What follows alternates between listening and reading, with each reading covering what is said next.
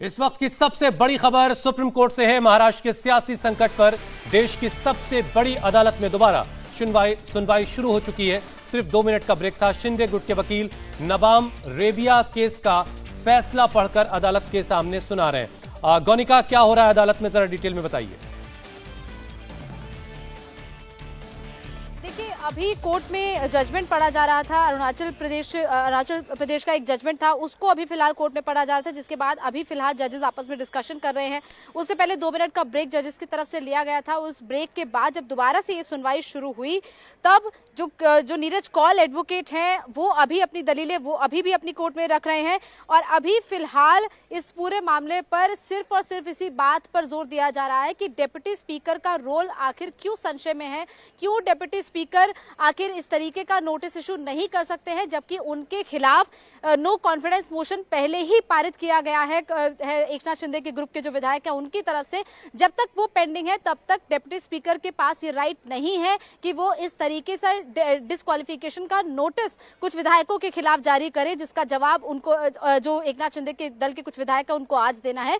उसी पर फिलहाल लगातार कोर्ट में दबाव दिया जा रहा है। इसके अलावा जो जजमेंट है वो एक कोर्ट में पढ़ा गया है, उसका रेफरेंस कोर्ट में दिया गया कि आखिर क्यों एक स्पीकर जो है वो इस तरीके का नो कॉन्फिडेंस मोशन जो डिस्क्वालिफिकेशन का नोटिस है वो क्यों जारी नहीं कर सकता है। फिलहाल ये सारी जो दलीलें हैं कोर्ट में रखी जा रही हैं। जजेस की तरफ से अभी आपस में डिस्कशन चल रहा है।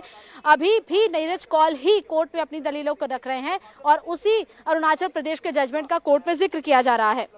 गौनिका, एक बार जरा नबाम रेबिया जो अरुणाचल का जो केस है उसके बारे में भी थोड़ी सी जानकारी आप दे दें, ताकि दर्शक समझ सके कि ये इतना इंपॉर्टेंट क्यों है कि आज सुप्रीम कोर्ट में इसका जिक्र किया गया।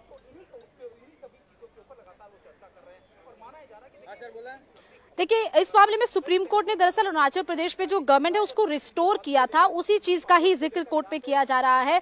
उसमें डिप्टी स्पीकर का रोल किस तरीके से डिप्टी स्पीकर के रोल पर किस तरीके से वहां पर भी सवाल उठे थे, वो चीजों का ही कोर्ट में मेंशन किया जा रहा है, जिस पर फिलहाल सुनवाई चल रही है। और उसी जजमेंट का हवाला लगातार कोर्ट में दे रहे हैं और उसी का जिक्र जो है वो पिटिशन में भी किया गया था। लेकिन फिलहाल अभी कोर्ट की तरफ से किसी भी तरीके की कोई ऐसी टिप्पणी नहीं की गई है कि क्या डिप्टी स्पीकर के रोल पर कोर्ट कोई सवाल उठा रहा है या नहीं, क्योंकि कोर्ट ने पहले भी तो तमाम विधायक हैं उनसे ये कहा कि आखिर वो जो 15 विधायक हैं वो क्यों डिप्टी स्पीकर के पास नहीं गए। उनके पास जब उनको 25 तारीख को नोटिस उनको जारी हुआ था, तो आखिर उनकी तरफ से डिप्टी स्पीकर को जाकर वो लोग क्यों नहीं मिले, ये सारी चीजों के जवाब भी कोर्ट ने मांगे हैं। लेकिन फिलहाल लगातार जो नीरज कौल है, जो 15 विधायकों के एडवोकेट हैं, वो यही कोर्ट में कह रहे हैं कि क्यों आखिर डिप्टी स्पीकर जो है वो उन्होंने जिस तरीके से डिस्क्वालिफिकेशन का नोटिस इन सभी विधायकों के खिलाफ जारी किया है वो किस तरीके से गलत है, क्योंकि उनके खिलाफ ही नो कॉन्फिडेंस मोशन पहले ही पारित किया जा चुका है। इससे पहले कोर्ट ने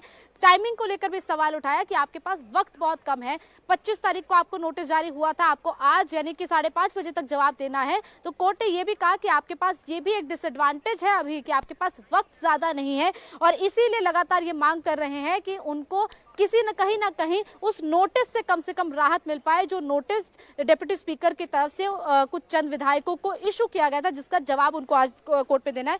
फिलहाल लगातार सुनवाई चल रही है। देखिए, मैटर इंपॉर्टेंट है, इसीलिए कोर्ट भी अभी लंच ब्रेक के लिए तक नहीं बैठा है। आमतौर पर 1 से 2 लंच ब्रेक होती है, लेकिन ये वेकेशन बेंच है, वेकेशन बेंच में इस मैटर को प्रायोरिटी पर लिया गया और प्रायोरिटी में लिए जाने के बाद भी इसको लंच ब्रेक में भी तमाम मैटर्स को सुना गया, जिसके बाद इस मैटर का नंबर आया है। फिलहाल अभी जो 15 विधायकों के जो एडवोकेट हैं नीरज कौल, वही अपनी दलीलें कोर्ट में रख रहे हैं। बाकी अभी जो रिस्पोंडेंट्स हैं उनकी तरफ से अभी जवाब दिया भी जाना है।